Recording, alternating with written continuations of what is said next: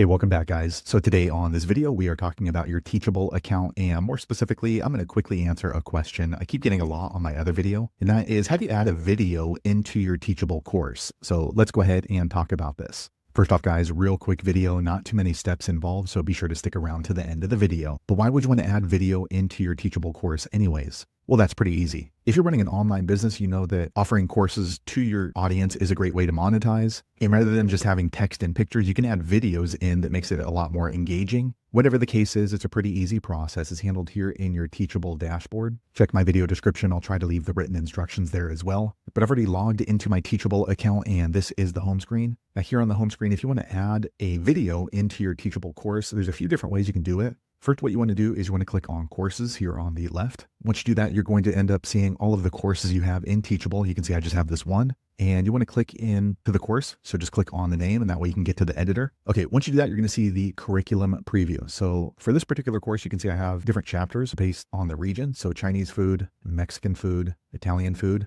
So what you want to do is you want to scroll down to the lesson that you would like to add a video into. So for example, here's a lesson on chicken enchiladas. We'll click into there. Okay, so here we have the text and image for that lesson. And in order to add a video, you're going to scroll down and then click on the turquoise add content button. Okay, once you do that, you're going to see all of these add content options. So to add video, there's two different ways you can do it. There's this one right here where you can go ahead and simply upload the video, and it's going to be housed inside of Teachable. Now the video needs to be less than 2 gigs in size. If it's more than that, you're going to want to put it on YouTube or Vimeo and then just share the link. So I'm going to show you both ways. First, let's go ahead and click on video. All right, what you want to do next is you want to click right here and then grab the video from your desktop. Okay, I grabbed a video. I'm going to go ahead and upload it. Okay, it's uploading right now. Okay, now you can see the video is processing because it's going to be hosted on side of Teachable. So we're going to have the video right here. And another way you can do this is you can click here, add content. And then here on the right side, you're going to click on embed media. Okay, so now we can go ahead and embed a video. So you can grab a Vimeo link, a YouTube link, a Loom link. So let me grab a video from my YouTube. Okay, so here's my YouTube channel. Let me grab one of these videos. I'll grab